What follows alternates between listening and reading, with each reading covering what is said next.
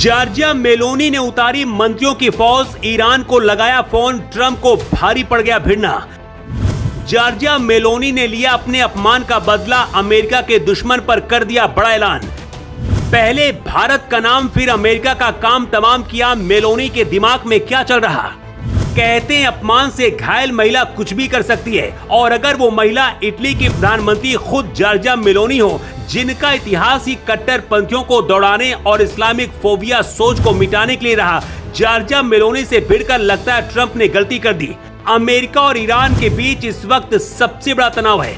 America युद्ध खत्म करना चाहता है, लेकिन ईरान पीछे हटने के लिए तैयार नहीं है। इसी बीच इटली के पीएम जॉर्जिया मेलोनी ने सीधा ईरान को फोन लगाकर ऐसा काम किया जिसकी वजह से ट्रंप ही नहीं बल्कि पूरा अमेरिका हिल गया है। नाटो प्रमुख भी फंस गए। लेकिन विवाद की वजह क्या है और भारत क्या करने वाला है, 2 मिनट में पूरी कहानी आपको समझाते हैं।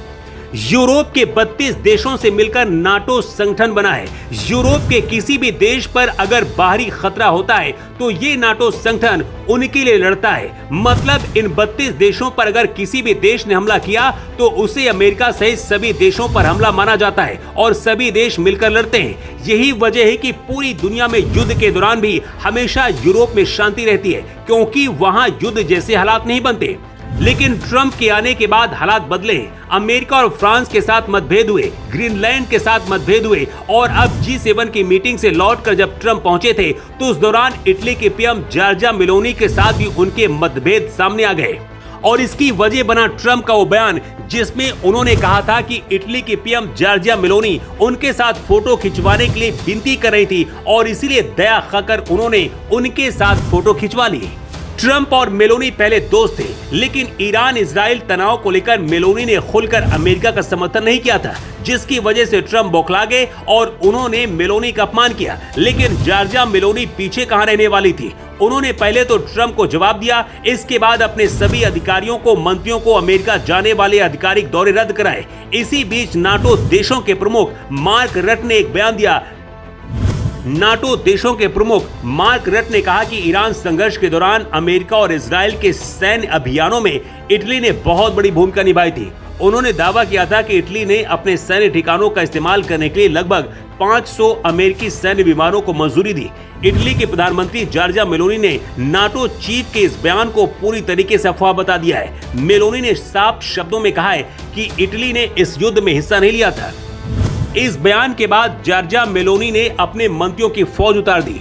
इटली के विदेश मंत्री एंटोनियो तायानी ने ईरान के विदेश मंत्री अब्बास अरागची को फोन मिलाया और साफ शब्दों में बताया कि इटली ने ईरान के खिलाफ किसी भी सैन्य कार्रवाई में हिस्सा नहीं लिया था। हमने सिर्फ लॉजिस्टिक सहायता दी थी। सिर्फ बातों से नहीं, बल्कि अब इटली अमेरिका को अपनी कूटनीतिक रणनीति से भी जवाब दे रहा है। नाटो देश हमेशा एक आवाज बनकर रहे, लेकिन ट्रंप की वजह से हालात बदले। पूरी दुनिया में ये संदेश जा रहा है कि नाटो देश खुद एकजुट नहीं है। कहा जा रहा है कि ट्रंप ने जो अपमान मेलोनी का किया उसका बदला लेने के लिए ही मेलोनी अब खुलकर ट्रंप और अमेरिका के खिलाफ बोल रही हैं। मेलोनी को पता है कि ट्रंप का कार्यकाल अब 2 साल सिर्फ और बचा है राष्ट्रपति की कुर्सी पर बैठने के लिए, और अमेरिकी पॉलिसी के हिसाब से फिर वो कभी भी राष्ट्रपति नहीं बन पाएंगे। वहीं दूसरी तरफ मेलोनी अमेरिका से ज्यादा भारत की तरफ झुकाव दिखा रही है, क्योंकि भारत के साथ व्यापार को लेकर वो भरोसा दिखाती है। जॉर्जिया मेलोनी ने कहा कि जब मैं भारत गई थी उस दौरान मुझे उम्मीद नहीं थी कि भारत के लोग मुझे इतना प्यार देंगे। मेलोनी और ट्रंप के बीच चल रहे तनाव को लेकर अभी भारत और मोदी खुलकर नहीं बोले हैं, और शायद इसकी जरूरत भी नहीं है। वैसे आपकी राय क्या है और मेलोनी के फैसले पर आप क्या कहना चाहेंगे? अपनी राय दें।